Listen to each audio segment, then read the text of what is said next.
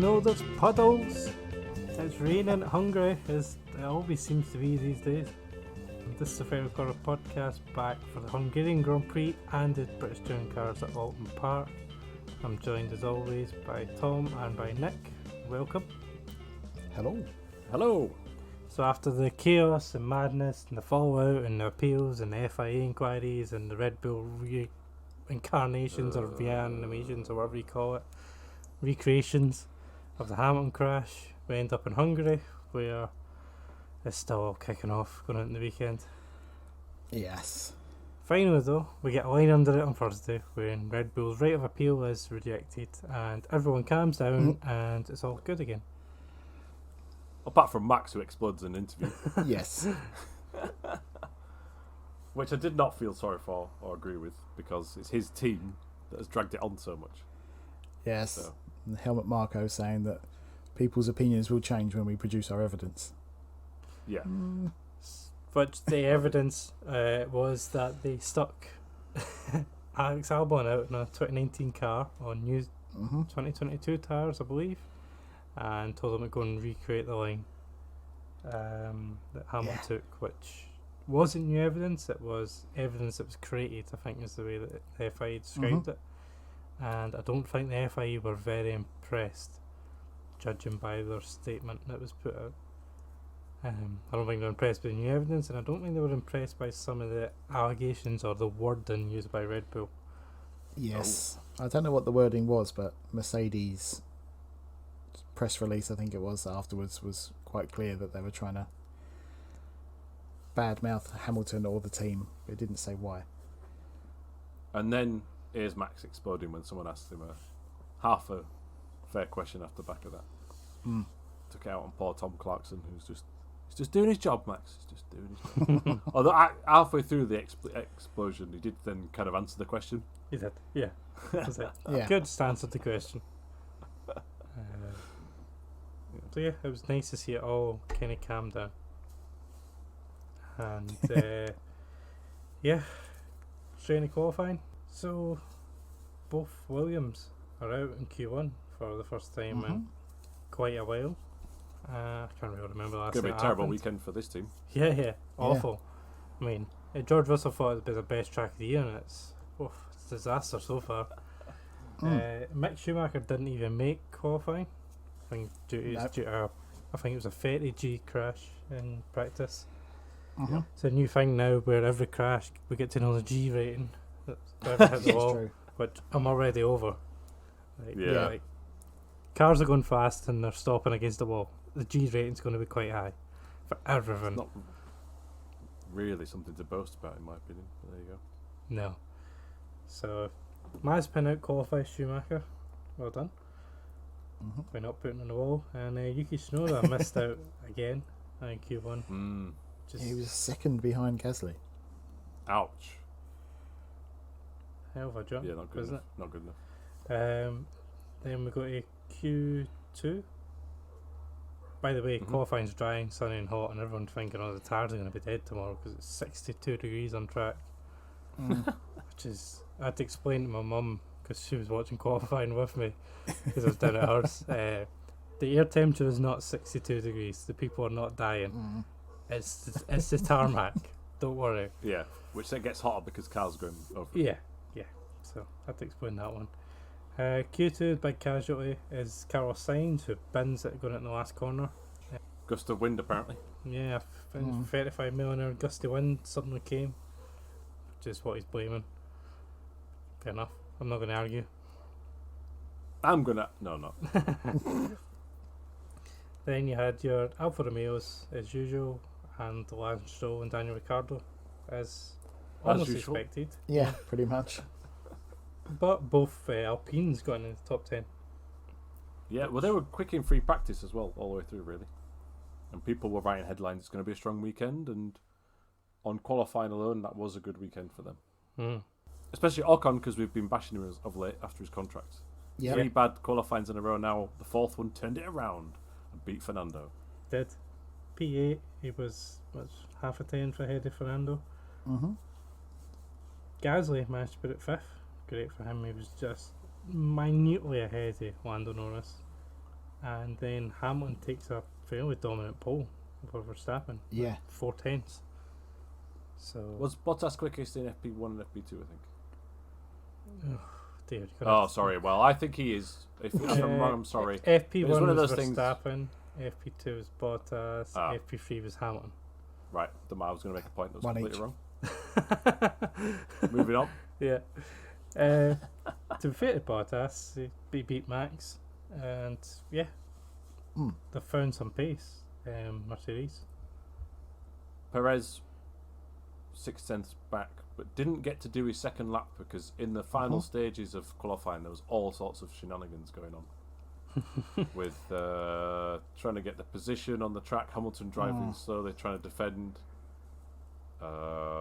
Did Max make his second lap? I think he did. He did. Just. I feel like Hamilton didn't go quicker in the second lap. Is that correct? No, he was like a second and a half off. So I feel like he was distracted with the build up there. Well, he was Wasn't doing the right about frame of mind. 2 miles an hour coming out of the pit lane with both Red Yeah. Bulls behind. Yeah. So he was clearly playing a game though, even though he said he wasn't. Yes. They said that he wasn't. He Yeah, said there he was wasn't. no games. It was the same speed as the last outlap he did, allegedly. But it's clearly what he was doing. Which, to be fair, he's a car in front. If Red Bull were Yeah. worried about getting time, overtake him. Remember in British touring cars, Rockingham, where Plato O'Neill had a fight in the pit lane? That was over something similar, right? It was, yeah. Yeah, you're right. Could So, have come to blows there. yeah, you're right. Perez didn't get a time. No, messed it up. Max was 2/10 slower than his Q2 time. Bit strange. Yep. Yeah. Still would have been second. Still would have been second at best. Everyone had to go in their soft tires to get into Q3 apart from the Mercs, so they were anticipating a big advantage in the race. Which, yeah, then the puddles came out. Yeah, so it didn't matter anyway. No, but I think between qualifying and the race, Max had to take a new power unit. He did, yeah. They 'cause he found a crack. which I wonder if it was from Silverstone, because I think it was the same power unit that they kept. It was, yeah. But you'd have think they would have caught that during their checks. Apparently the crack wasn't there pre-quali. The stresses of quali allegedly caused the crack to happen. Oh. But they still say they might be able to save that engine. Yeah, because he's on his third engine of the year. So like, if he takes another one, it's a penalty, or does he have one more left? No, if he takes another new one, it's a penalty. 10 places. Interesting. I think. Yeah, that's costly already. Yeah. So, start of the race, and yeah, the puddles are out, it's all wet. Intermediate tyres on, I think, everyone, apart from Giovinazzi, who pits on the formation lap for softs. And then, yeah, pinball starts. Yeah. Into turn one. Lewis gets a good start, Valtteri gets a terrible start. Doris quickly gets in front of him, as does, I think, Perez and Verstappen. Then Bottas kind of gets like scissored from, I think it was Verstappen and Norris getting in front of him. Like gets scissored and he backs off to avoid contact. Then he's back on the throttle and then completely missed his braking zone. Runs into the back of Lando, who then runs into Verstappen. And then Bottas hits Perez. Yep. And they all end up in the runoff. Gasly has locked up and went wide, just missing the back of Perez, and he has to avoid all that. And then Stroll does this, goes in too quick, cuts to the grass and wipes out Leclerc, and then Ricardo. Yeah. That's it. My God, I was just trying to name half the field there. Well remembered. So after all that, Bottas is out, Leclerc is out, Perez is out. Lando's out. Ricardo Lando has gets back to the pits, but then they retire the car. Yep. Ricardo has damage and continues, and Max has damage and continues. Yeah. And I think Stroll's out. Stroll's out. Yep. And I think that's the start. Yeah. Yeah. It's madness, chaos, mayhem. Any other words? It's just clumsy from Bottas, I guess. Yeah. But don't know what more to say. And that Bottas misses braking, as does Stroll, and it wipes out everyone. So Nico Rosberg on commentary had his tinfoil hat straight on. Really? Yes. The quote he said is, "Oh, Bottas has taken out both the Red Bulls." So, yes, he may have actually done that, but not deliberately, as you're implying. No, I don't. Right. It did remind me of the DTM crash 2015 Red Bull, where the Audi team, the very, very top of Audi, gets on the radio to a driver and goes, "Take them off." And he just drives straight into the back of one, which puts it, and both end up in the gravel, and he carries on. Unprecedented scenes. And it was like, oh, this is the same as that, except obviously not. It's just a mistake by the looks of things. I mean, I don't think there's all sorts of conspiracy theories flying around, but I'm sorry, I don't believe them. I think it was just a mistake. If you was trying to do that, you couldn't have done it that way on purpose. Right. I mean, it certainly worked out well for Mercedes. Yeah. It worked out well for Ocon and Vettel, who decided to keep tight into turn one and just managed to avoid the Stroll incident. So Ocon was really close to that. Yeah, so Ocon's P2 and Vettel, after a crappy start, is up to P3. And Alonso got a clip in the rear from Stroll after the incident, so he was very lucky to have no damage there. Oh yeah, the right rear, wasn't it? Yep. Hit the knackered front wheel of Stroll. Yeah, and Leclerc spins again at turn 2, and Ricciardo has to avoid him again. So 2 incidents there. I didn't see where Perez pulled over around the lap, though. I think it was on the run up to turn 4, but I'm not sure. Right. Yeah, so we've lost 6 cars in lap 1, 5 cars on lap 1. Which then brings out the red flag. Yep. And by the time we restart, everyone goes out on inters, and the track is bone dry by the time they get halfway around. Which is a weird one. Just sorry to interrupt there. Like, what we had was an interesting race, right? Really good, great chaos, fight backs, strategies, the works. But that incident kind of robbed us of a race where it starts wet and then there's a crossover point where it's dry. Yeah. Which also could have been good. We didn't get that. We just got a dry race in the end. We did, but with one of the most bizarre restarts in Formula 1 history. As Hamilton decides not to pit, I still don't understand it. He goes to the grid, and every other driver pits, leaving only Hamilton on the grid alone to take the start. It was weird. Yeah, but everyone's in taking soft tyres.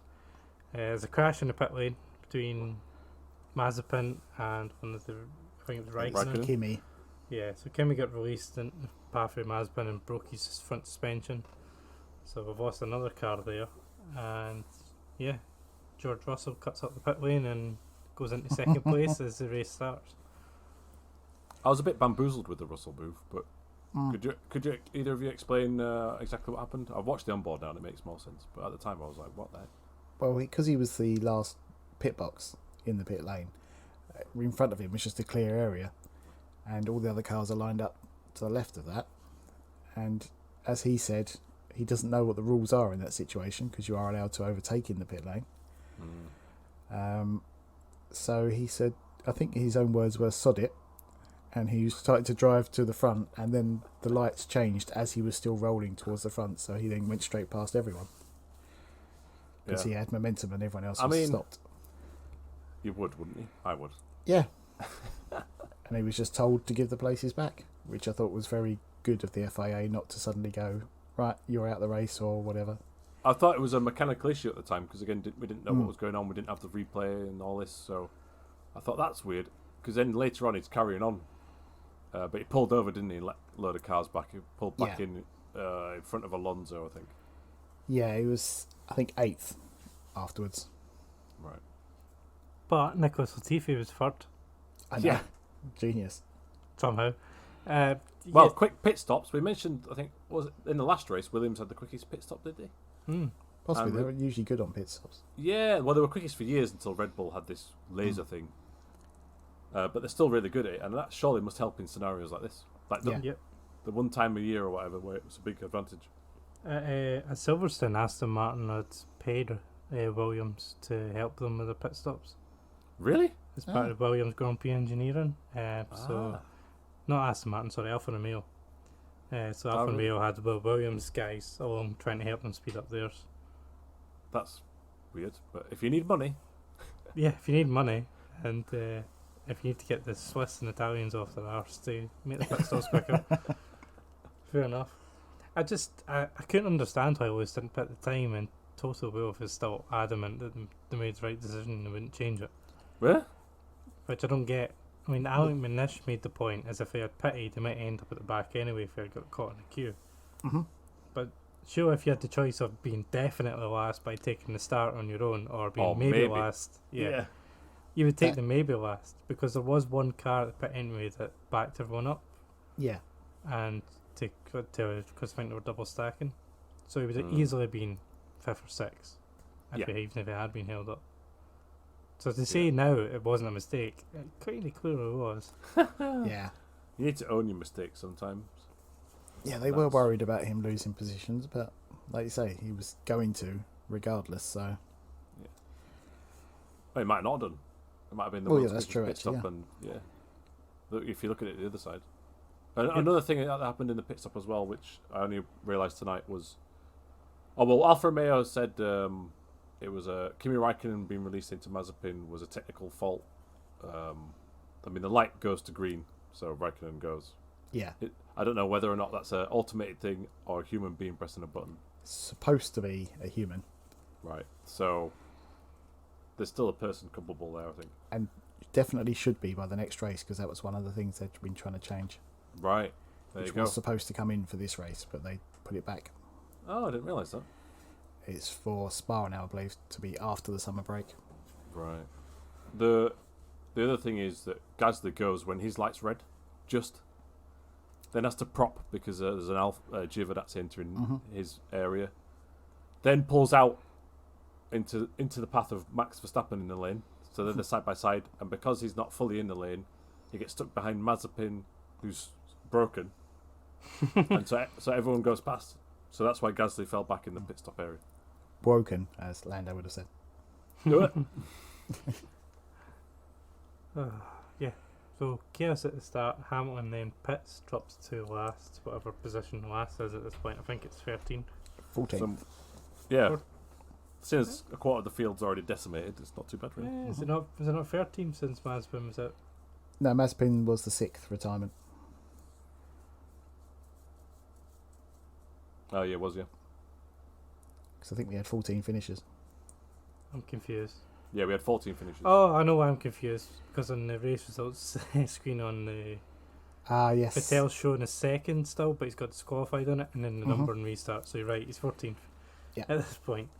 Drops to the back, which means that Ocon's leading with Vettel in second and Nico Stevie in third, which is bizarre. Would have got good odds on that. You'd also would have been completely mad. Yeah, exactly. Ocon and Vettel kind of pull a gap because, well, the Williams is slow and everyone gets stuck behind them. But it doesn't lose positions. No. And Russell did that radio message then, didn't he? Where he offered to compromise his own race to help Latifi. Sporting player, that. Yeah. I thought that was a very big thing to do, though, to be honest. Because I think it's one thing for a driver to be told by the team, we need you to do this to help the other, but to offer to do it before they're asked. Yeah. I thought that was quite a big thing to do for him. Would Kimi Raikkonen do that? Yeah. I think the words F and off would be coming. Yeah. Kimi. No, Kimi, you will not have the drink. Max at this point is down at the back, but he's lost half his car, basically. The right large board is totally gone. So he's struggling to overtake anyone. He has with good reason. Yeah. He has a really good fight with Mick Schumacher, though, who, to be fair to him, fights to keep the position. So side by side into through turn 1, and Max has to run wide. He then goes around outside of 2, and there's a bit of contact as they're coming out of 2, and as Max gets through. But it was a really good battle, and it was nice to see Schumacher getting a chance to fight for a little bit. Yeah. It's sad, though, that a car with half the aero on it is still quicker than a Haas, but there's not much Haas can do about that this year, unfortunately. No. I'm curious where they'll be next year, but yeah, this year they're just making up the numbers. Woeful. I think Raikkonen get a 10-second penalty at that point. Yeah. Yes, for the unsafe release. Which he took in the pit lane. What happened to Giovinazzi? He got a stop-go for pit lane speed limit. Ah, that makes sense. Yeah, I was going to ask that question as well, because I was watching the race going, why is Giovinazzi all the way like not doing anything? As Kimi said in the radio, though, whenever there's a good opportunity, beep, beep, beep, beep, beep. Yeah. To be fair, Alpha have got a great knack of making a complete hash of everything. Yeah. It's not good at the minute. No. Heads will roll, I'm sure. I think one of them will be Kimmy's, given his massive salary. So then, I think we've got Gasly still down at the back, and Hamilton manages to get past him. Verstappen gets stuck behind Ricciardo, and then I think Hamilton pits at this point. Quite much earlier than everyone else, sticks on the hards, which Billy Monger was shouting about for a good few laps on the Channel 4 commentary, so that he could undercut everyone. But it worked, though. It worked. It got him ahead of both Ricciardo and Verstappen. Yep. And then he started hunting down the guys in front to get back to the podium. And a superb drive, I think, from Hamilton. Oh, I'm resigned to say that in this day and age, though. Yeah. I'm allowed to say it, so tough. I thought he did really well. But he was clearly in the quickest car. Good strategies, teamwork. Was a bit tentative sometimes with some overtakes, but still. Yeah. To push that hard and make all those moves. I've had a massive yawn in the middle there, sorry. Let's edit that out, please. He's pushed really hard and he's done really well without making a single mistake. So he's slightly tentative, I think, because he knows that Max is having an issue, right? Yeah. So to pull it off and just put the laps in relentlessly. Even if he gets stuck behind a car for 10 laps, he's still after that, when he's finally cleared them, pushing on. So you've got to have some resolve to do that.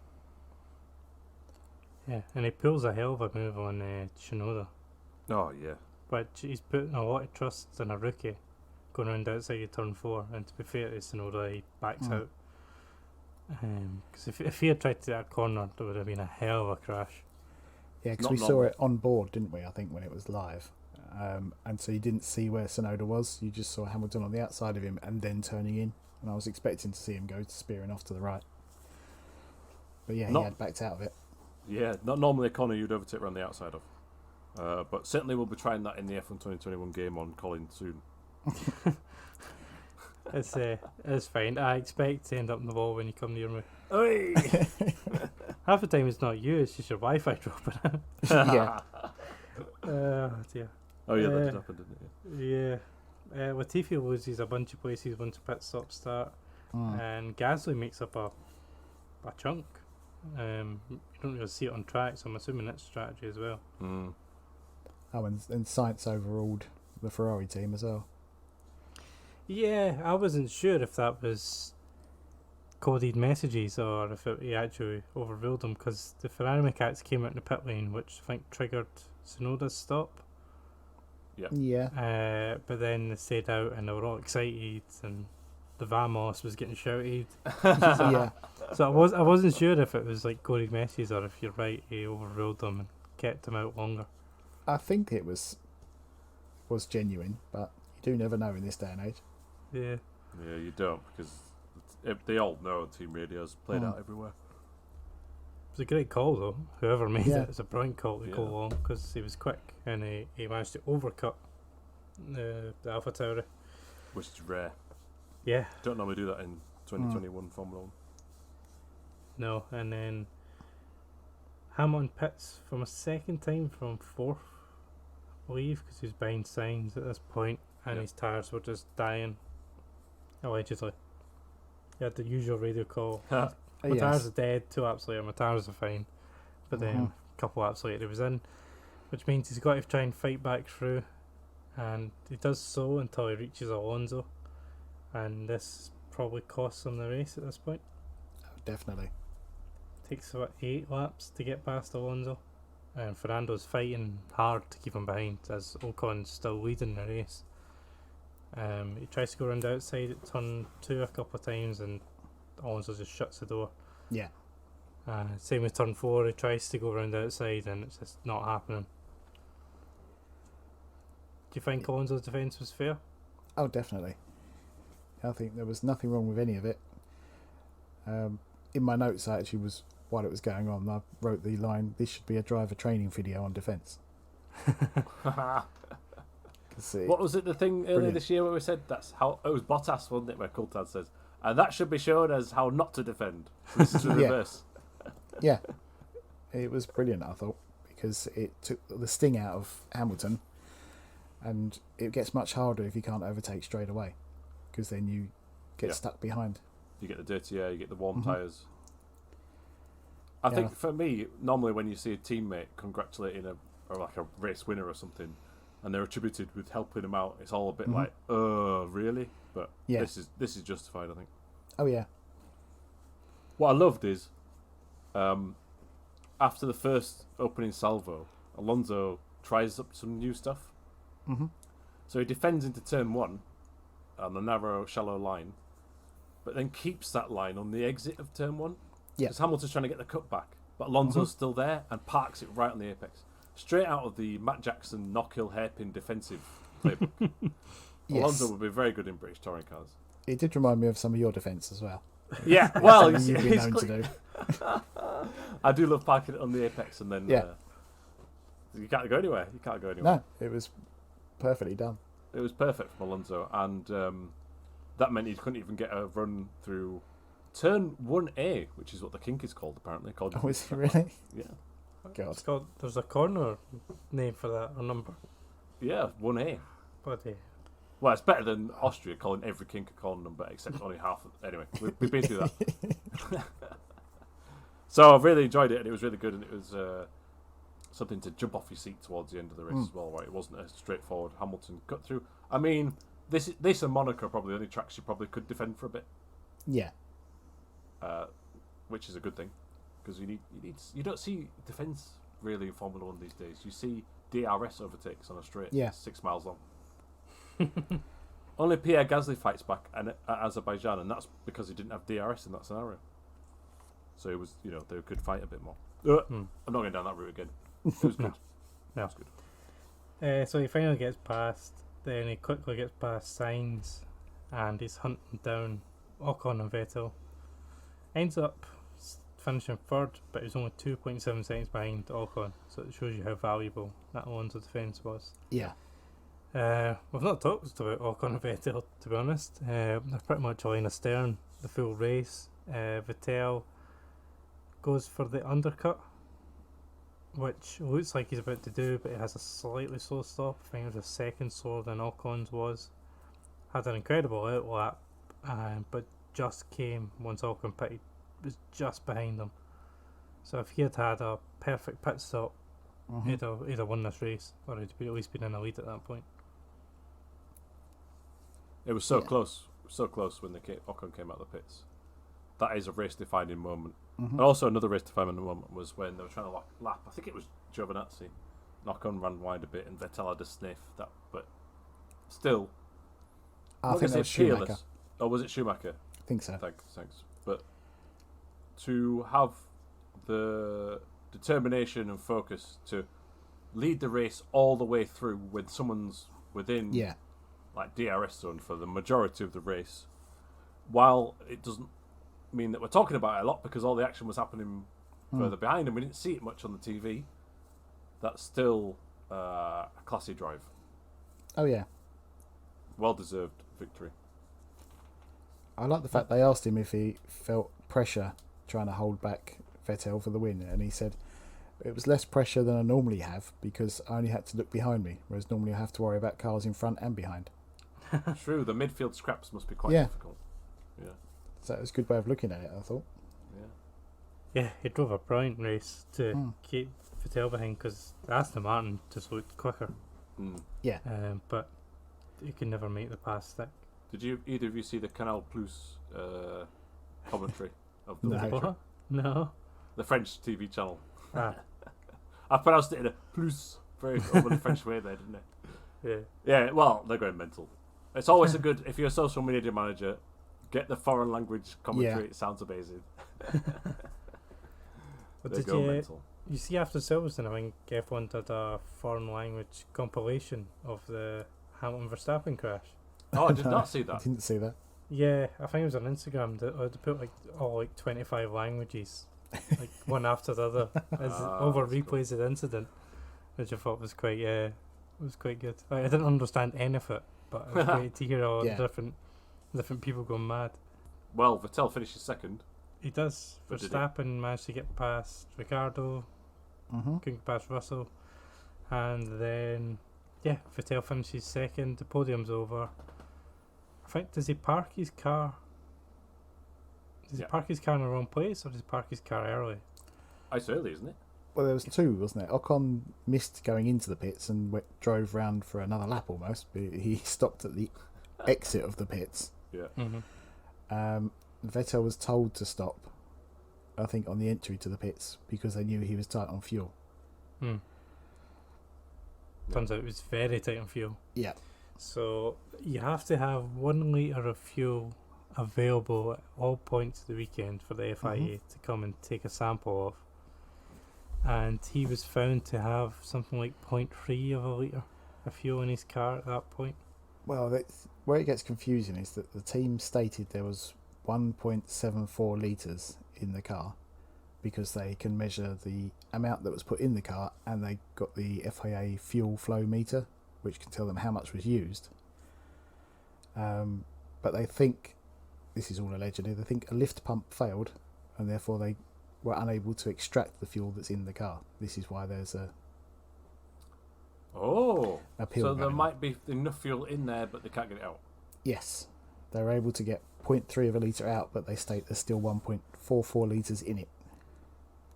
So that is a Vettel's different- disqualified at the moment, but he's raised. The Aston Martin have raised an appeal. Yes, which means they no longer have the car. The car was impounded by the FIA, and the team are not allowed to touch it until whatever happens, and they have to try and get the fuel out. It's going to be like, one of those puzzles, it's a clear box with a maze with a marble in it. Yeah. You've got to tip the box upside down and around to get the marble out. They're going to have to get some sort of rig to put the car on it to feed the fuel through the system until they can get it. What were BAR disqualified for in 2005? That was some fuel tank. That was extra Secret. Fuel tank, wasn't it? Secret fuel tank. fuel tank, yeah. It's not the same as that, but just reminded me of it. Yeah. But also with this one, the apparently the teams were tight because of the red flag on time to get to the airport. So the people who should have been trying to get the fuel out had already left the track. And so had the members of the team, the Aston Martin team, who would normally deal with the FIA delegates about it. So Schnafnauer had to do it himself. He was the only one still there. I can imagine him putting some gloves on, trying Oh, to not that waddle bit. around I with mean- a pipette. Talking with Joe Bauer, I think it is, and trying to do all the admin side of it. Oh, right. I'm always surprised when you see the F1 team personnel running for the airport. Yeah. Surely you just book another night in a hotel. Well, yeah, that's apparently Otmar was going on Monday, whereas everyone else was booked to go. Just Now. not that. Yeah. Oh dear. Just to turn the lights off, Oh, put the Poor. covers over. poor Otmar. Oh, So yeah, admin. Sainz gets promoted to third. Gets his For now. Mm-hmm. second podium that he didn't get the actual podium for. Yes. Posted a video of him celebrating in a restaurant. Oh, did he? Yeah. Sipping a bottle of bubbly. Yeah. Both Williams then finished in the points and then got promoted. So it was Yeah. 8th and 9th. They again got promoted to 7th and 8th. So 10 points for Williams. Mm. That's like a world championship win for them. Unheard of Yeah. in recent times, isn't it? Gives him a 7-point lead over Alpha, Wow. That's unassailable. assuming these points stand, that is. Even if Yeah. you don't, it's still a big, Oh, yeah. comfortable thing. because Alpha would lose a point if Vettel's reinstated, and Correct. Williams would lose 4. I think they had 6 before. Anyway, it's still good for them. Yeah, You see George brilliant. crying afterwards in all the interviews. Yeah, You don't want to see crying, but it shows how much he's invested in it. oh yeah, Yeah, well, he's had 3 years of Not crap, Mhm. basically. Yeah. Where he's been with the team. watching Kubica score a point. That must hurt. Well, he still had to watch Latifi score more points than him.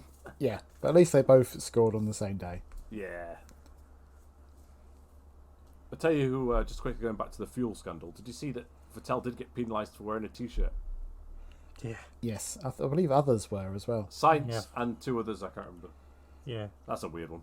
So they're all reprimanded for not taking their... So you have to wear a t-shirt, or you're allowed to wear a t-shirt for the Wii Races one, taking any gesture, fine. But then you're supposed to take it off for the national anthem, which is a minute later. Uh-huh. And Vettel didn't. Apparently in the stewards room he blamed the fact it started raining, so he forgot. But then in the Sky F1 interview afterwards he says they can disqualify me, I'd do it again. And Yeah. then I they think did that's him. disqualify him for I something feel like else. that was him trying to cover up the fuel issue in a clever way. Yeah, You know, he knows that he's in trouble there with that, so Yeah. I'll just talk about the t-shirt. Yeah, so he was racing a Rainbow We Races one Mhm. against, I think, some new law in Hungary about the LGBTQ, yeah. which I think the German national team were protesting at the Euros as well. Right. I don't Wasn't know he the wearing some exact shoes? law. I think he wore some rainbow shoes. He did, yeah. I think he had a rainbow on his helmet as well. Mm-hmm. Right. So yeah. Do you remember like a few years ago when everyone hated Sebastian Vettel because he was a little... I did until So, about okay. 4 races ago, I think. Yeah, and then all of a sudden everyone seems to love Sebastian Vettel It's now. where it's cleaning up stands, it's Yeah, I know. representing communities. I think Saying he's funny always been interviews. entertaining. He's always had a good out of the car view, but he's always, or was always whinging when he was at Ferrari, and always flying off the track when anyone came near him. Yeah, and before that, the preferred son of Red Bull. Yeah, Yeah, the whole Multi 21 fiasco. And the Yeah. front wings at Silverstone. All this jazz. Number 2 driver. But that reminds... an element of it is, I don't think anyone likes winners, unfortunately. yeah, No. And I think that's what Hamilton's going through at the minute. No, you're right. Hamilton was booed after qualifying, and then he was booed again on the podium. Yeah. I thought it was a bit harsh on the podium because he looked like he was about to collapse. yeah. Oh, Yeah. that's apparently a deliberate strategy, Colin, to make it all about him. That's what I've seen on the internet. Yeah. To be fair, he's done it in the past where he's like, "Oh, I'm so tired. I've had to put that in," and you can tell he's kind of playing it up. But this one, he looked absolutely Oh gutted. yeah. It was properly like it looked like he was about to collapse at that Mm. point. And I've been in that position before where suddenly everything gets like really bloody and your head Mm. spinning. And it's not nice. So I thought I you were feel going to say for you've been in him. that position before finishing P3 at the Hungarian Grand Prix. Hungarian Grand Prix. No, not quite. But yeah, he had to go to get checked over by the doctor after, and he revealed in the post press conference that he's been suffering the long COVID. Basically, Mm-hmm. he's not felt right since he had COVID last year. Right. Wow. Which after a hard race like this, and I think he was in a pretty similar state after Silverstone as well. Yeah. So he's obviously, if anything hard, any hard races, he's obviously struggling with. Yeah, and the Oh, heat, yeah. presumably. Mm. You had to push like crazy in those 2 I mean, you do in every race, but when you're coming from behind, there's no like managing the tyres, is there? No. No. Which you'd get if you're leading. So after all the disqualifying, qualifications, and everything else that happened, Hamilton's now got an 8-point lead over Verstappen. Lando's still third because Lando, Bottas, Perez, and Leclerc didn't score. Uh-huh. Oh, but Lando didn't score any points, so no one's No. finished every race in the points now. No. No, that's it ruined. To be fair, there's a lot of teams this weekend that were thinking that should have been us winning that race. Everybody. who didn't Everybody will win be sitting there going, thinking that should have been us. it. Yeah. And it's just unfortunate. Sainz is up to 6. Ocon's now ahead of Alonso in championship. Vettel stays where he is now, although he was, I think, sitting 10. Latifi's on 6 points, Russell on 4, Raikkonen goes up to 2, and still both Haas's on 0. So, in the Haas-Williams Alpha battle, I know we've probably covered it already, but Haas are falling behind. But we mentioned that Alpha only has 2 points. That's precarious. Yeah. And look what happened. Well, 3 now. Or was it 3 before? Yeah, true. Yeah. It was 2 before. It is 3 Yeah, now. yeah, you're right. I just, I don't know where it goes. I just don't understand Alpha at the moment, because they kind of look decent, and then it just goes wrong. I don't get it. Get Mick Schumacher in the seat. It can't just be the drivers. There must be something else going on. Maybe Vasseur will have his head on the blocks, which is a shame because I like him. I think he's done a good job, old Fred. But they might pin a blame there. I mean, they've got the Alpha sponsorship, but interestingly, it's multi-year, but every year it's under review. So Yes. let's see what's going on there. So do you think that this has damaged Bottas' shot at keeping the Merc drive? Yep. Hey, Russell's testing the Merc, isn't he? Soon. He's Yes. testing an old one, I think, in Hungary this week. Yeah, the 18-inch tyre test, I think it is.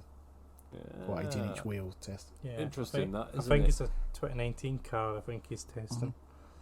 But yeah, maybe taking a wee look there. If you want to put the conspiracy theorist hat back on, he's gained them the lead in both championships by wiping everyone out in turn 1. If you put your sane head on, then yeah, Your non-delusional head. yeah, he had a good qualifying, although he was 3/10 off Boris. Yeah. It had a good qualifying for him, and then disaster of a race again. Yeah, I think we're all in agreement. Should be George Russell in that seat next year, unless you're Gilles Villeneuve, who says that Lance Stroll should get the seat next year. Gilles Villeneuve. I was going to say, presumably you mean Jacques Villeneuve, but yeah. What did I say? He says Gilles. Oh, Jacques Villeneuve. Apologies. Oh my God. If Gilles Villeneuve's making that prediction, something's really went wrong with I the was going world. to say he'd been on the Ouija board again. Who's delusional? Yeah, exactly. Jacques Villeneuve, apologies. He said Stroll, did he? He said Stroll should God. get it because Hamilton would like it because he won't be challenged. Right. And that Lance Stroll's dad, Papa Stroll, whatever his Lawrence. name's. Lawrence. Papa Stroll. So Lawrence Gilles Stroll is pals with Total Wolf, apparently, and it'll be Lance Stroll in that seat next year. It should be, anyway. Well, we've said this before, but time and time again, never listen to Jacques Villeneuve. Well, yeah. Ever. No. Ever. You're listening to us, Rabbit On. I tell you, Jacques Villeneuve's worse. Yeah. So yeah, apparently Lance Stroll will be getting the seat. So that's Oh, you heard it here, second. yeah. Oh, I don't get some people. Alpine is up to 5th and Ferrari's up to 3rd. Yeah, Aston Martin, gut punch for them Yeah. for now. Unless Yeah. Otmar can reach in and boggle around and find more fuel. Yeah. Yeah, because if you look at the table, they're well behind now. They're 20 behind AlphaTauri and they are 29 behind Alpine. But 18 Yeah. points for second changes... Hmm. Well, not the Alpine deficit so much. Well, it changes it by 18 points, but Yeah. it's a big differentiator. Well, yeah. You consider Williams is the next team behind them. Ouch. And you'd probably say that Ferrari's probably the favourite for 3rd now because they've got 2 drivers who are performing relatively well, whereas McLaren has still only got 1. It's going to be close to the end of the year. I think we said Ferrari at the start of the year. Let's see if we're correct at the end. Yep, so next up is Spa. In 3 weeks' time, I believe. So we're on summer break now. We are. Yes. Okay. It's not got a silly name either. It's rather disappointing. Suppose a couple other bits of news out of Williams is that Dan Ticktum was released from his reserve and development role. Yeah. And Jack Aitken is currently in hospital after a crash at 24 hours of Spa. I think he's broke his collarbone and a vertebrae. Yeah. So I don't know who the reserve driver will be for the next Roy rest of the season. Nissani? Is that what you said? Yeah, Yeah. I guess he would probably step up. They have 3 drivers in their academy, and it's Nissani, Jamie Chadwick, and Jack Aitken. Oh no! Come on, Aitken. Be bold and put Chadwick in there. The problem is that neither Chadwick or Nissani have a super license. Oh, Hulkenberg it is. Exactly my thoughts. Yeah, I was going to say, wasn't he signed as a reserve for Aston Aston Martin for the year? But surely he could Yeah. wrangle his way out of that for a week. Because he's been rumoured for the seat next year, which I don't know if that's true or not. Yeah, it's been rumoured fine about that Williams are looking at him. Oh, right, yeah, right. Not an Aston Martin seat. No. That's a good move for Williams, I think. If Bottas ends up at Alpha, for example. Yeah. Still think Bottas is going towards Williams, but I'd love to see Hulkenberg back on the track. Because you never know with the new rules if that car might be competitive with the fresh investment. But poor Jack Aitken, that was a horrific accident. It could be worse there. It's always bad there. Every year a Spa 24 hours race, there's a huge accident because it's quick GT3 cars and the top of Radion is blind. There's a lot of pack racing. It's like 60 odd cars on the grid. It might even be more than that. So there's always someone behind someone, unsighted, when there's a car in the middle of the track. And this was during the daylight hours, but they also, it's pitch black at some point up there. There was a Bentley driver, I forget his name, so apologies for my ignorance. He was severely injured there a couple of years ago. There's every year, I don't know, maybe we need to change not the corner profile but the runoff areas. Yeah. And Dan Ticktum, I don't think anyone really likes him, did they? You don't want to be cheering someone's demise, but at the same time, he said some rather thuggish, short-sighted comments out loud about Latifi, which I don't necessarily disagree with in some respects, but I do to that veracity, and if I'm paid by that company. Yeah, he came out and said he made those comments after he already knew it was released. So you still wouldn't. It's not professional. No, it's like being sacked from a job and then, I don't know, putting all sorts of rubbish on Facebook. That's one thing he isn't, though, is it? He's professional. Whee! To be fair to him, this year he's been pretty good in F2. Oh yeah, I think he's one of the best drivers in F2. He's clearly a talent. He just lets himself down by everything else around him. God gave him a mouth. Yeah. Yeah. It's a shame. He could be out. He's been for 2 F1 team academies now. He might win the F2 title, which is awkward. Yeah, you can't really see who's going to pick him up. Because Williams had basically told him you're not getting a seat next year at all. Off to IndyCar for you. Yep. Yeah, that or another season F2 and just bide your time there. Yeah. But you end up being Vitantonio. No. Giorgio Pantano, is it? Who won all the junior formulas but too old and no one ever picked him up and then he just sort of disappeared. That's a deep cut. I'm going to have to check his name. It's back in the Formula 3000. Didn't he actually drive for Jordan or something, or have I just made that up? He might have done. Oh, no. I've mentioned a name that's too far back and we actually have no idea what we're talking about. I don't know any of the references that you bring up. So Right. Well, you introduce the next segment. I'm going to Google. He drove for the Jordan Formula 1 team for much of the 2004 season. Oh, right. So he did make it to Formula 1 in the end. Yeah, and then got replaced by Timo Glock. Oh, well, didn't do very well. That's unfortunate. But my point there was he won all the junior Formula and did really well, but too late in his career. And if you stick around in them for too long, you're never going to... Even if you win the title, you're never going to be picked up by the leading team. Davide Valsecchi. Was he a similar scenario, was he? Well, he won the F2 or GP2 championship, and then that pretty much ended his career. Yeah, that's not good, is it? Yeah, I don't think he actually got a drive after that. Still, he's in the F1 game for 5 seconds. Yes. Which is more than me. Overly excitable commentary, which is always fun. Yeah. Oh, speaking of commentary, I watched some Channel 4, so I actually quite enjoyed Alan McNish. It was good. I thought it was really good. I don't mind Billy Monger and Alex Jacks either together. Yep. I don't think they need 3 commentators like that. I would be happy with one of them doing like the Ted Kravitz sort of role, but better. But I really enjoyed that commentary. It's where it's at. I've said it before. There you go. I'm glad Yeah. you watched it. Unfortunately, I missed Nico Rosberg. So there's petitions for him to be permanent, so he must have done alright, but I didn't see it on Sky, so I don't know. All I watched was him talking about Sainz's crash in qualifying, and I just thought that's a load of words that don't really mean anything. Mm. He was alright. He didn't do anything wrong. He just was Nico Rosberg. Yeah. That's enough for me not to want him there. Yeah. Poor Nico. On to strange commentary then. There's the segue. Yeah. British touring cars back. It always feels like a year between rounds of touring cars at the moment. Yeah. I know, right? I can't remember when the last one was. It about a month ago? Probably. Something like that, yeah. Yeah. Yeah. It just feels forever. So British touring cars back at Oulton Park, and yeah, different commentator alongside Tim Harvey. Yeah, Richard It John Neal. was- Yeah. Who I like.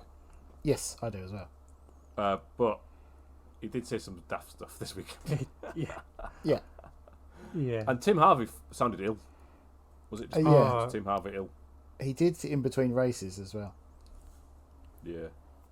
So that didn't help. No. Qualifying. Yeah. We'll go there first because it happened first. Senna Proctor took pole from Gordon Shedden, Roberto third, Dan Robert on fourth. Turkington Owen managed 9th with Sutton in 10th. Aidan Moffat was 12th, and Who was Oh, where 15th? where did Tingham go? Oh! 15th. Yeah. Sam Smelt 15th. My Yeah. God. It's actually a good result, that. Well, Oh. Quali was. Yeah. Yeah. Ingram was. Oh, he was last. Yeah, he do didn't a take thing. part in Quali. Well, he did a lap, I Outlap. think. Yeah. Technical Andy Neat? issues. Turbo Was waste Andy pipe. Neat in, Andy Neat was not this round because of COVID, a long COVID. he's on the qualifying I results. think he which- qualified. I think he withdrew. Yeah. Yeah. Qualified 28. Yeah, because he was like 2.5 seconds off the lead or something like that. Yeah, crucially, 1 second behind the person in front, Yeah. which is a big gap. So clearly not feeling up to snuff there. Mm-hmm. And I felt like a bad qualifying from Plato, but my understanding was there was some technical issue there. He dropped fluid down at one point in the session. Jake Hill had a massive moment down Cascades and held on to it. And I believe it was Plato's fluid of some description. His tears. His tears. Yeah. Yeah, I He didn't see. was qualified by Dan Lloyd. Yeah, but like I say, I think there were some issues there. Mm. We see quite a lot of Dan Lloyd this weekend. Well, he had the onboard camera, didn't he? So Yeah. The curse whenever of the nothing was onboard going camera. on, let's cut to Dan Lloyd. Uh, They missed a Oh, trick there, race- by the way. Sorry, really quick, and that was bad timing. If it was in America, you'd have the onboard camera. You'd get the gaffer tape out and you'd stick on some sponsors in front of the camera. Oh, yeah. And it was just a black dashboard. So it went to Dan Lloyd, but he got all the time, but it was zero exposure for his sponsors. Yeah. You know, soy out. yeah. So, race 1, Proctor gets a pretty poor start, and both Ruined it. the Halfords Hondas get past him. Now then, Should do you have want to say the full team name of the Hondas? No. because you'll need me to Google it to find Yeah, it. I think it's Halford's Racing with Cataclean. Yes, Casclean's in there somewhere. But Richard John Neal said, "Oh, that's great for the Two Works Hondas."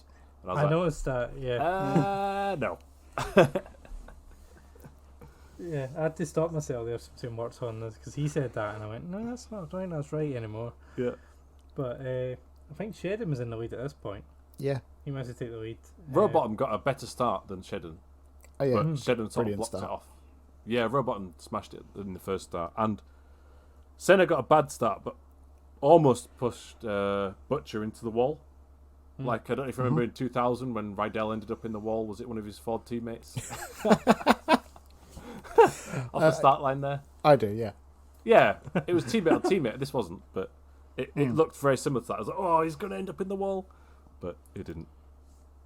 Nice contemporary reference for you there, Colin. Yeah, thanks. Only 21 years ago. ago. Oh my Yeah. god, Yeah. 2000 was 21 years ago. Yeah, don't. I don't know. you guys seen the picture of Fred Durst from West Biscuit that was going about the I- night I- yesterday? I did, yeah.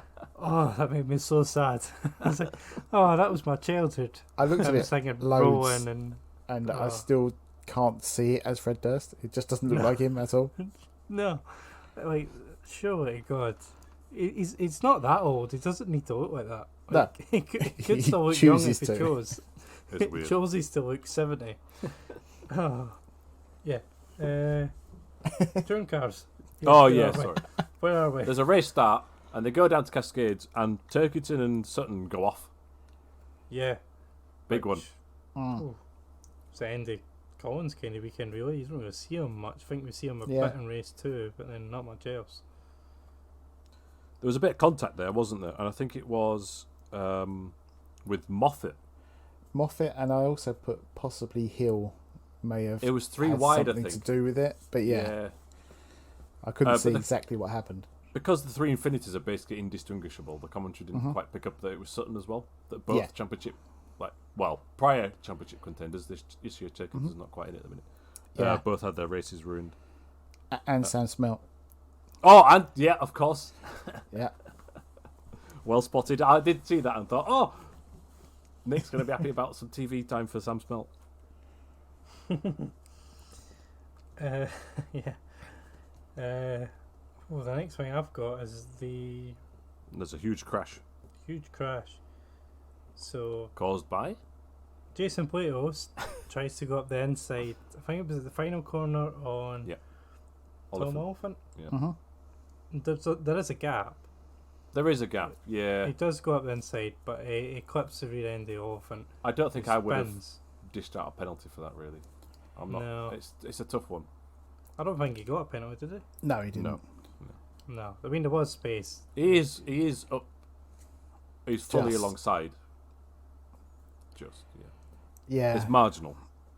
I just think it was very optimistic, and Oliphant wasn't really expecting it because he could have just stayed tiny bit wide and it'd have been fine. But rear wheel drive, that was the end of it. Did Yep. you hear Oliphant's interview afterwards? I did. He was not a happy chappy. He was not happy.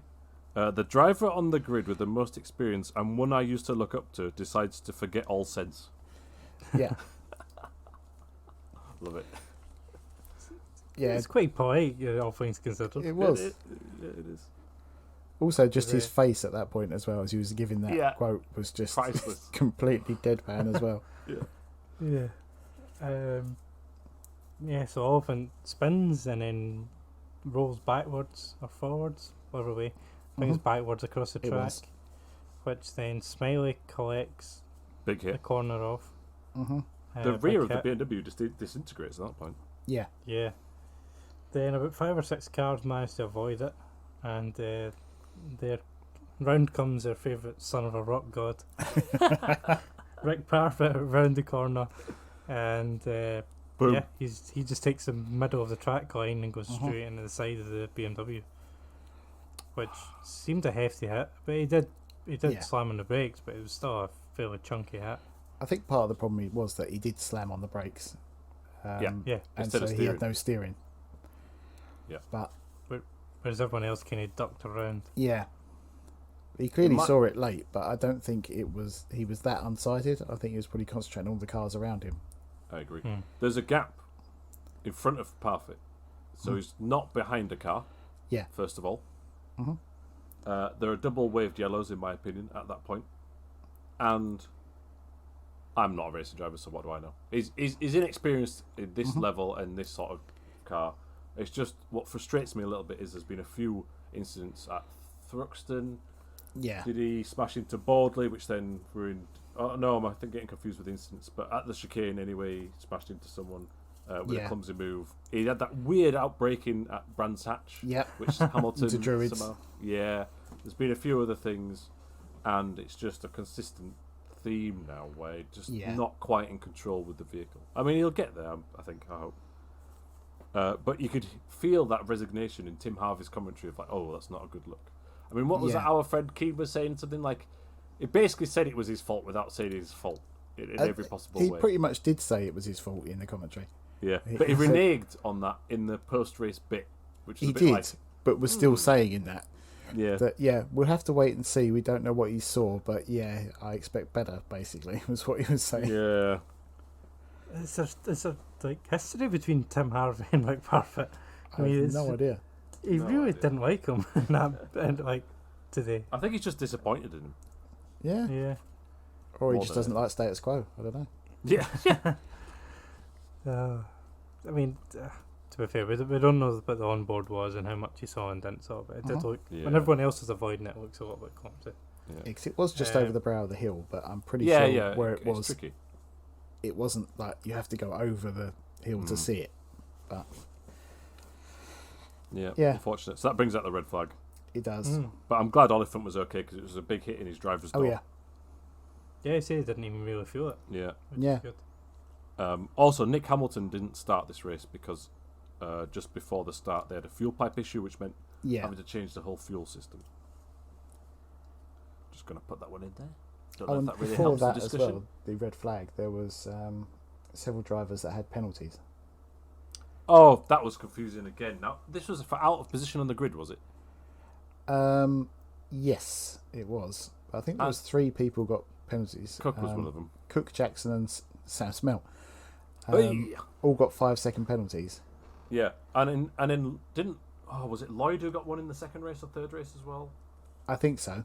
Yeah. But, so there's something about Oulton Park. If there's so many people doing it, need to change somehow how the grid markings are done or something. I don't know. But I did like the fact that on the timing screen it did have a exclamation mark, and also it came up on the bottom right of the screen that there were penalties, so it was quite clear what was going on. Well, they listened to our earlier podcasts. That's good. But then the what I wasn't sure of is when we had the restart. What happened to these penalties? But it looks as if they were actually applied and they were put back grid positions. Oh, that's a good shout because I did not realise that at all. The only reason I thought that is because Josh Cook was 12th, but he restarted the race much further back, and so did the other 2. He did completely disappear then, right at the back, did Cook. So that's the only reason I would think of, that they had their 5-second penalties applied. That's harsh. Not sure I'm down with that. No, because I wasn't sure how that would work. You should just have it at the end of the race, surely. Yeah. But does a red flag constitute splitting a race in half, in a way? I don't know. Yeah, it must do, but that's like, weird. You end one race and start another one. To me, it's like they've not thought... I mean, that's the rule, so they've got to apply it, but they've almost not thought about these out-of-position penalties properly or something. Yeah. Yeah. It's just like, I noticed. I wasn't too sure. Well, if anyone is listening... with the hill to get everyone right. Yeah.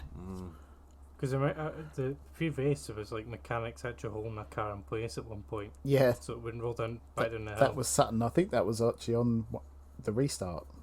Yeah, I mean, if it's that steep hill and the car won't hold without driving in it, then what chance have they got of being in the right position? Tim Harvey, I think it was saying he could have just put his foot on the brake.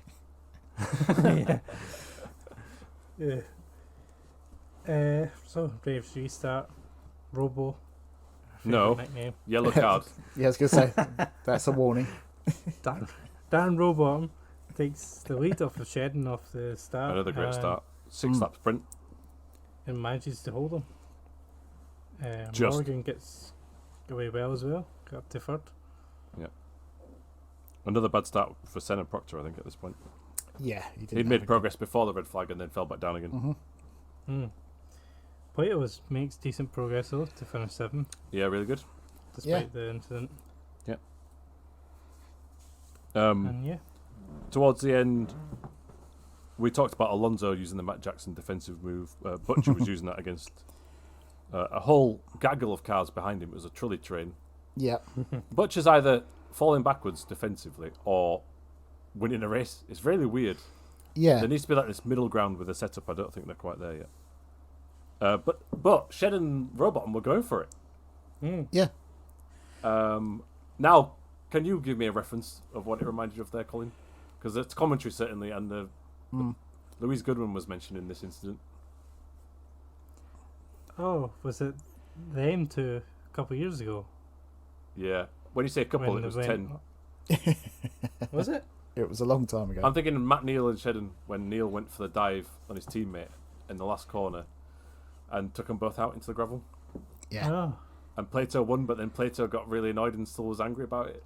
And had the one of the most angry interviews ever. It's weird. So they kept mentioning this in the footage. So did Shedden as well. Shedden mentioned it. He did. Yeah, you're right. Yeah, yeah. It's a classic clip, Colin. We'll have to resend it to you. Oh, man, you know what my memory's like. But basically, it's a Honda 1-2, and then Neil goes for a dive on the last corner, last lap, and it ends up with Neil retiring and Shedden finishing like 5th. Yeah. And Shedden was having a dive, but Robot, turned in still and pushed him wide on the straight. So I'm really glad that they were fighting for it. Yeah. Because at one point I did wonder whether the team would say to let Shedden through because he's the more likely to challenge for the championship. Me too. But at the same time, Rowbottom's ahead in the championship. Yeah, and then I saw the massive Cataclean sign on the car, and I thought, yes, there's no team orders in this particular setup. So yeah, it's good to see. They probably thought on the run up to the season that this scenario wouldn't happen. Or maybe I'm making them sound more ignorant than they are. But well, yeah, Robot even said that he didn't think the criticism was warranted, and he's glad to show people wrong. Yep. We definitely did this weekend. That is horrendous. I'm I just know what watching you're doing. that Neil Shedden. That is nowhere near happening. What is the old man thinking? And when we were watching it live, you could hear Neil swearing on the in-car. Yeah. Which just made it 10 times better. Oh dear. His head in his hands. Yeah. Oh dear me. You should, after this podcast, hunt down the Plato interview afterwards. It's brilliant. The only thing I would say about this is I think the Moffat's actually starting to find a bit of form. Yeah, I agree with that. We've said that actually in the last couple of rounds, I think. And all 3 Infinities were very quick this weekend because Baldley was career best P11 in race 1, I think. Yeah. Yeah. And he was there fighting, not giving an inch, which is a more pleasing sign than the result probably. Yeah. But that was it for a truncated race 1. Yeah, although Sutton managed to get a couple of points as well, which I thought could be quite valuable. Well, yeah, as the rest of the weekend happened, yeah, definitely. Fastest lap went to Shedden. I thought it actually went to Rowbottom on the last lap. I'm looking at the BTCC website. Ooh. Oh well, that's not right. Oh, yeah, you're correct.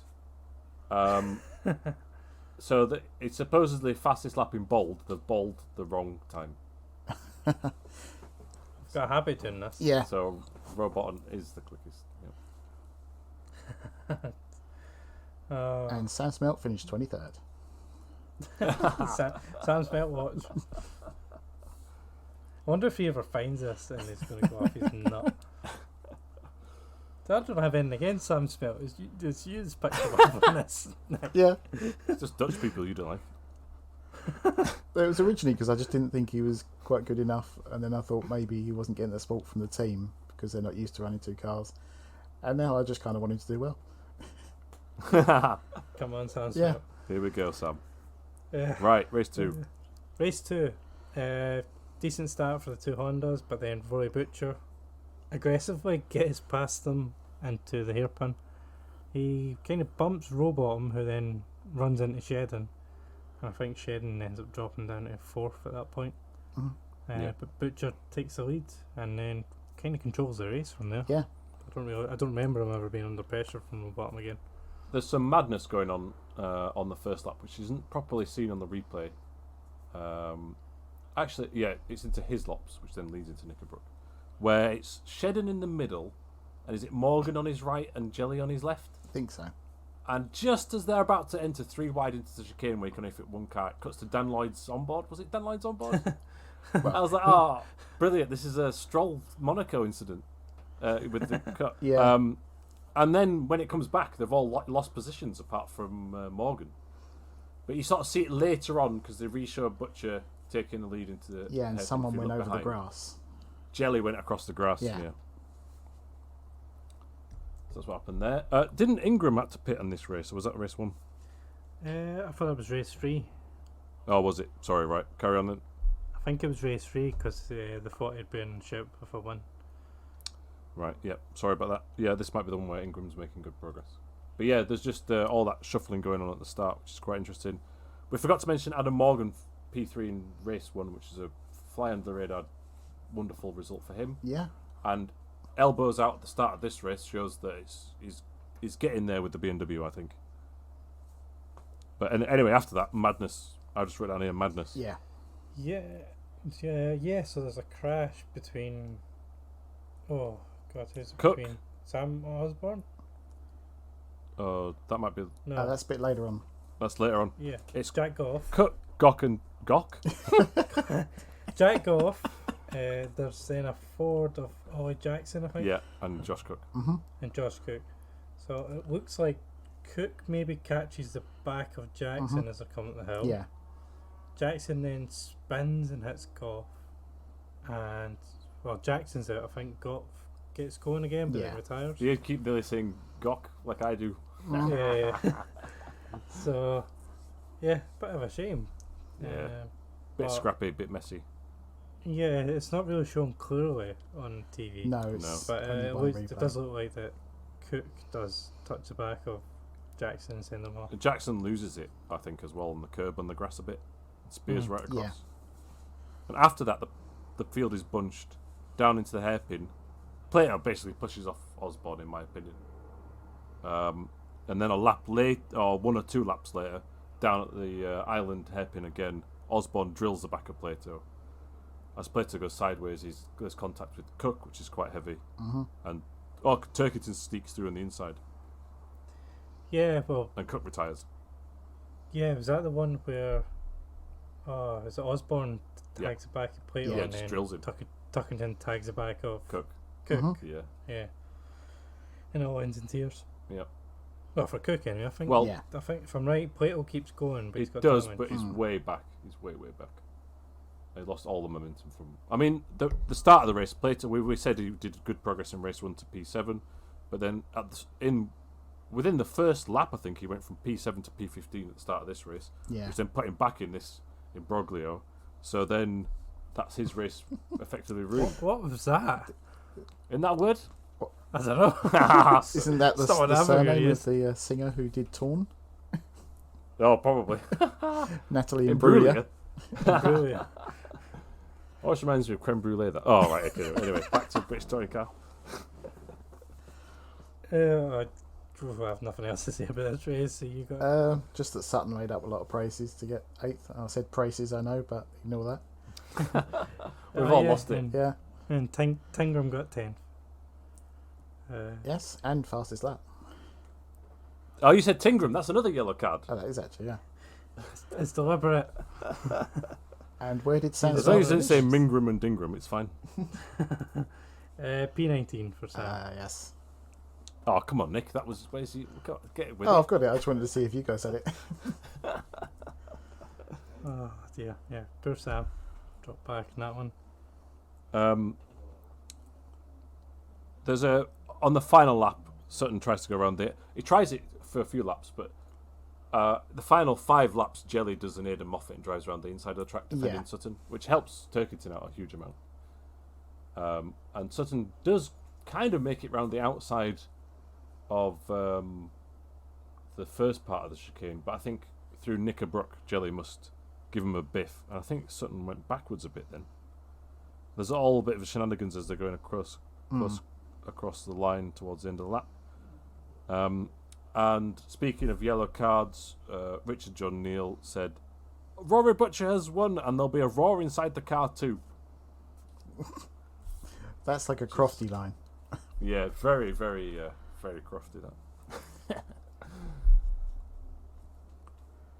But yeah, that was it, I think, for that race. The only race with no red flag, True. probably. The Minis and Ginettas were having fun as well, so. Yeah. Yeah. You mentioned Darren Morgan, didn't you? I did for race 1. What did he do in race 2? It came third. Yeah, more of the same. Was that two podiums on the bounce, which is good considering ballast. Yeah, well done. Yeah. And Jake Hill got up to 4th. Mm-hmm. Which, to be honest, you didn't really see him on TV. No, it's just But I he didn't really just do came- much, but he was there in Yeah. a good way. Yeah. Then, then race 3 happens. And there's definitely a red flag in this one. Pretty sure. Yep. So, Number I don't know 9 the corner picture of names. this grid. yeah. So Senna Proctor Yep. is on pole Yep. beside Ash Sutton, Yeah. I believe. And everybody's like, here we go, Sutton victory. Sutton went, and I think Ingram's in a decent position, but as you said, he has to pit. Yeah, sorry about that. So for the first race start, I think Sam Osborne gets pushed out wide on the run down the hill Yeah. onto the grass. He then spins across the track. Plato hits Edwards. Osborne gets hit by a Hyundai. Boutel, I think. Detail. Jack Boutel. Yep. Nick Hamilton then hits his teammate. Pretty badly, Jack Mitchell. In the car that and was then- rebuilt from Glenn Geddes' accident. And then Rick Parfitt goes off. Ollie Jackson goes off. Yeah, it's a bunch of cars scattered over the gravel. And I think there's about 4 cars out at that point. Mm-hmm. Osborne, Butel, Mitchell, and Hamilton. Everyone else gets going again. Another red flag. Yeah, it's another one you don't really see on TV, but it looks like Osborne gets pushed out wide by Smiley. I It think does, it and was. Smiley's got points, 2 points, I think. yeah, on his license for that. Because you can't fully see it, but in my opinion, there's one angle where you can see it. There's a slight rub. Oh, yeah. But there's no one to the right of Smiley, and Smiley then continues that slight rub all the way down the straight. Yeah, it was a So bit it's like like the multiple. Plato contact coming out of Druids with someone at Brands Hatch. Oh yeah, you're right, Moffat. Yeah, where they just sort of kept going back at them. Reminded me of that. Not as severe, but like that. Yeah, formal reprimand and 2 penalty points. Proctor got an unfair advantage during the incident with Ollie Jackson in race 1, which must have been down at the hairpin, I think. Anyway. I think so, yeah. But Butcher did a very similar move against him. Anyway, so red Yeah, flag. Proctor was quite aggressive a couple of times at the beginning. I think he did bump him. Yep. Down there. So yeah, we got a race restart. With On Boyd Minus- with Dan Lloyd. Another commentary classic this weekend. Yeah. Oh dear. Yeah, so we restart with 4 cars missing. Sutton doesn't get as good a start this time, and it kind of goes really wide on the entry to try and cut round outside. It tees it up, doesn't it? Mm. And then, that's a Hamilton Verstappen type. It Yeah. is. It is. Proctor's taking his line through the corner. Sutton comes tight as Proctor's running out to the outside the corner, clips his back end and spins him. Manages to keep going, but then down the hill, it looks like Sam Osborne nudges cardboardly, who Yep. then takes out Sutton, and I think he breaks his suspension Yeah. at that point. Yeah, Which is a race shocker, over. because the commentators are pretty much putting him bang on for a win. Yeah. Yeah. And if it wasn't going to be him, it was going to be Ingram, Yeah. which didn't happen. And then Ingram was in the pits at this point. Yeah, you're Yeah. right. Sorry, I got that completely wrong earlier. I don't know. Would you put a blame on anyone for that spin? I think it was a miracle that no one hit him. Yeah. It's one of those ones where Proctor's running to the outside, and it's touring cars, so that always happens Yeah. there. And it's just kind of unfortunate the way he hits the back wheel of Sutton, because it spins him rather than just nudge him out wide. So it's one of those. Well, When there's no I don't action. really think. When I first watched really it, think there I would be a was penalty. convinced that Proctor was going to lose that result. Correct. But I don't know. I still think he should have been penalised, but I think there should have been a warning or something. or something. Yeah. It's just the fact that it was on the back wheel. But I do Yeah. I do accept that they were just converging. It wasn't a deliberate move. Yeah. Sutton has more space of that fake curb that he could have used but didn't. Yeah. But he probably didn't because they were monitoring track limits there. For instance, in race 1 before the red flag, Shedden even got a black and white flag for. Yeah, after about 5 laps. Yeah. Which must have been he was using it every lap. Yeah. So, I could see, yeah, it's just a tricky one. Because the first start, they're kind of side by side, where I think Proctor's just ahead and Ash gets nudges out wide. And it's like Proctor's driving this exact same line as he did the first start, but Sutton's taking a really wide entry, so he's just ahead. And yeah, it just, to me, it's just like an unfortunate one. Yeah. And then it was pretty quiet until another red flag, really. Yeah. Yeah.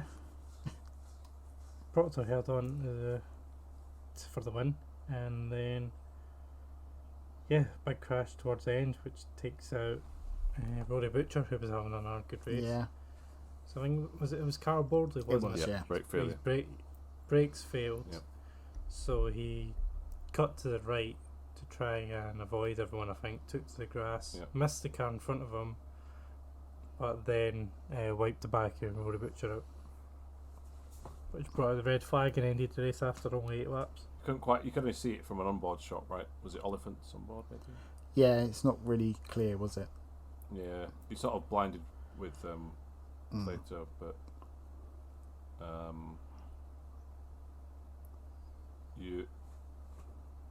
it's clear that it's no contact from Plato. Sorry, brain decided to stop working there.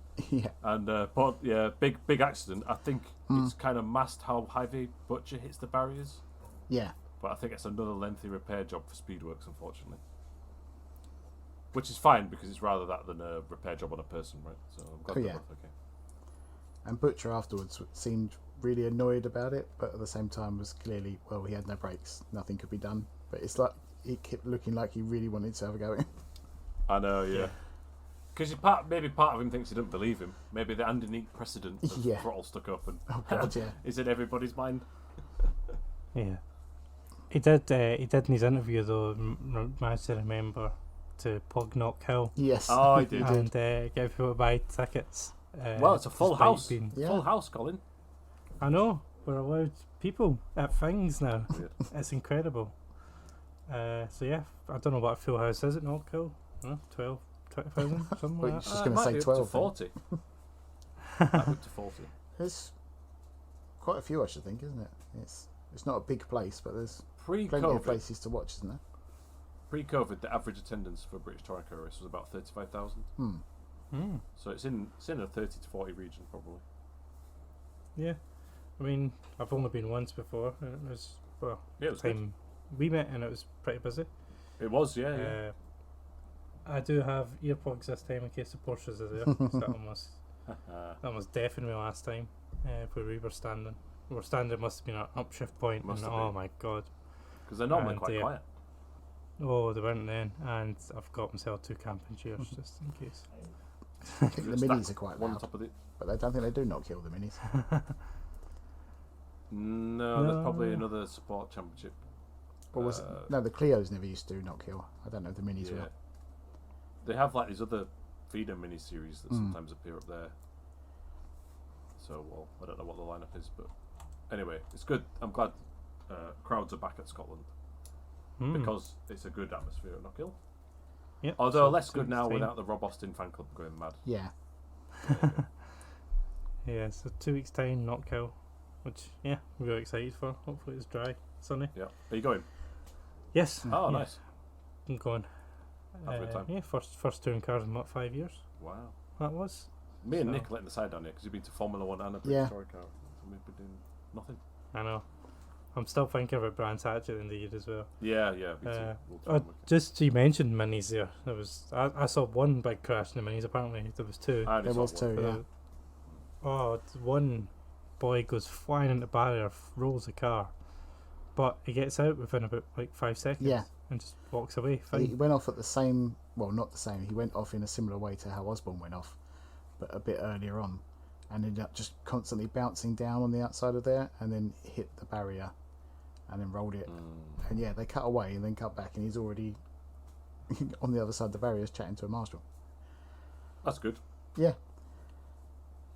but it wasn't nice. No, there was a lot of dodgy incidents this weekend. Yeah, I mean, don't know what- they were speaking to Paul Neal in the studio after I think that Happy. mini incident, Yeah. and he just wasn't happy with the driving standards, Yeah. which is understandable given what had happened that weekend. Yeah, That there was so many daft crashes that didn't need to happen. yeah, bad timing. Championship points, do you want to have a look at that? Because I think it's fascinating. Well, I think the most important thing is that Sam Smelt finished 18th. Oh, sorry, yeah. How can I forget? Oh dear. I almost forgot. So us sitting leads on 126, Ingram second 121, and then behind them is when it kind of gets interesting because a bunch of cars have come back into it. Look who's in third. Robot third on 114. Hill's still hanging about in 103. Anna Morgan's managed to jump Pause up on to fifth. Top BMW. Yeah. Anna Morgan. Yeah. Oof. Isn't that mental? Yeah. So he's on 100. Sheridan, who I thought was out of it after the last round. Yeah. Just 'cause nothing was going right. Double podium this week is 97. Kush 95. Cook 95. We're struggling with that name. We can't say that name. Butcher 94. Although he's got a big repair job now. And Turkington 89. Which it was just a weekend to forget for him. It was. Now, nothing went right. P9, but 37 points behind is not the end of the world. If you're within 40 points with 2 rounds left, you're still in shout with the championship. I think that's the golden rule I've always said for some reason. And next round is Knockhill, which should help the rear wheel drive traction out the hairpin. Yeah. And he'll be going in there with hardly any weight in comparison to the other rear wheel drive cars of Morgan and Son. So this is the fight back. I think you're going to go there, Colin, and go, come on, Shedden, come on, Butcher, and it might be Turkington with the chocolates. Didn't Butcher have a horrible Knockhill last year? Yeah. I can't remember. He kept spinning and hitting people every single race. I'm not sure. Wouldn't surprise me. He didn't have a good season in general.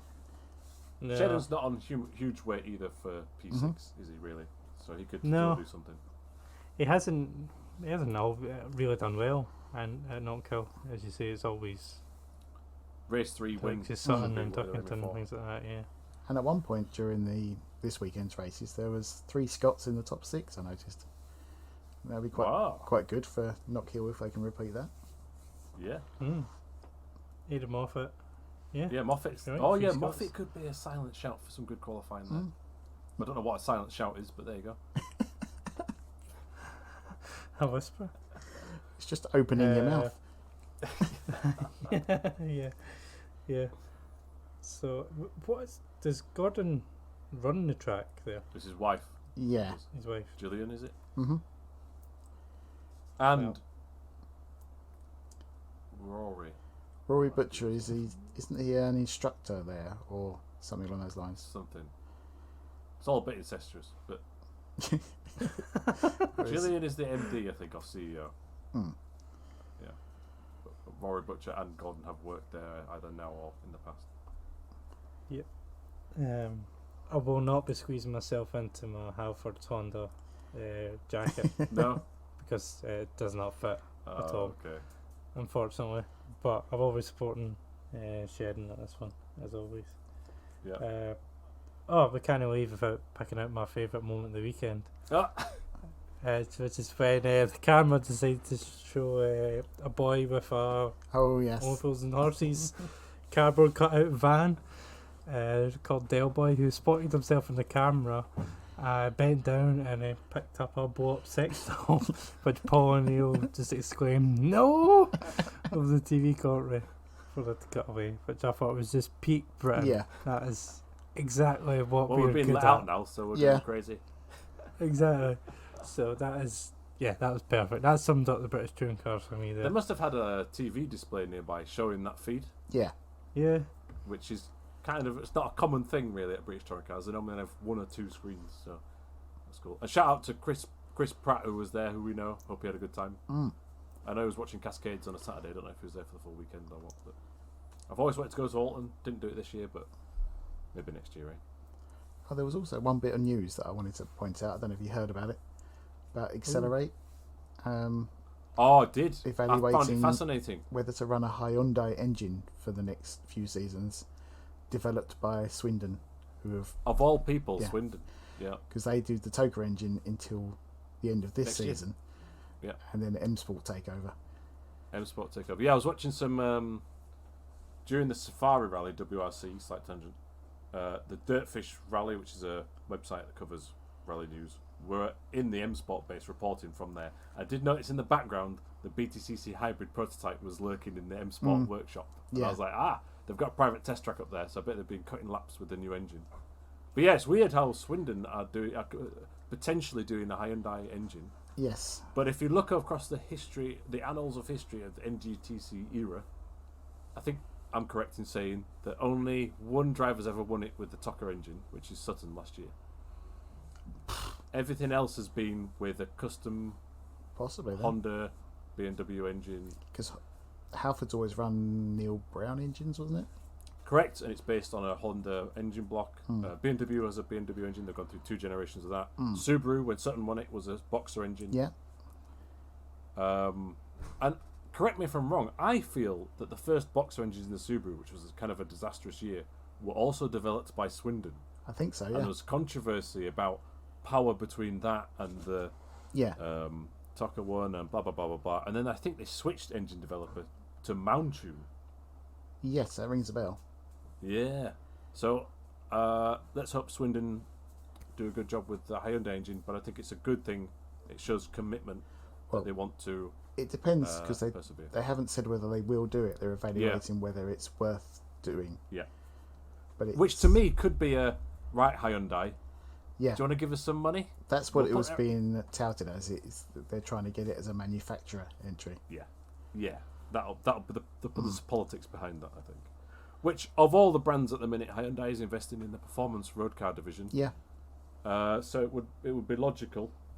It would make sense. The only weird thing is you can't get the hybrid. You can't get a hybrid N at the minute.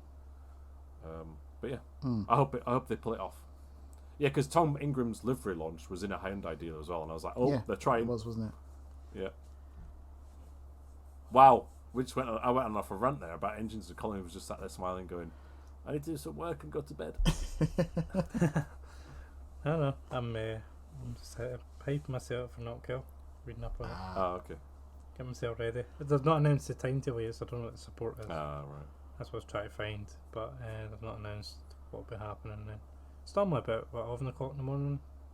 Touring car starts on Sunday. Usually, yeah. It can be a bit Something like earlier that. depending on the tracks. Yeah. Yeah, well, so that's in 5. I mean, there's nothing in 5. nothing worth seeing or talking about anyway. So, be masking up and put my hazmat suit on to cross the water. Dangerous place. What's worse, Fife or Cumbernauld? Oh dear! Oh my god! Given I'm from Falkirk, there's a dislike of Fife. Is there? And specifically one place in Fife. Cumbernauld is just hideous. It's the worst. I think it was voted like the worst place in Britain like 5 times. Oh, right. Like the ugliest place. What's Looks it great called? from that advert. What's it called? Cumbernauld. Just Google Cumbernauld City Centre, and it's got one of the maddest building designs you'll ever see. Oh, right. I think it's just the old shopping centre. It is literally the ugliest thing. I'll have to take your word from it. I'll Google it after the podcast. Oh, it's bizarre. But yeah. Scotland's a lovely place, you should visit. It is. I've been, and it's amazing, and I love it. But I've never been to Cumbernauld or Fife. You've been to Fife, you've been to Kirkcaldy. Not Kirkcaldy, not Kill. Yeah. I got so confused there. Yeah, I've been to Knockhill, but I haven't actually been to like Fife City Centre or whatever. If there is a city centre. Is it a town? City? Whatever.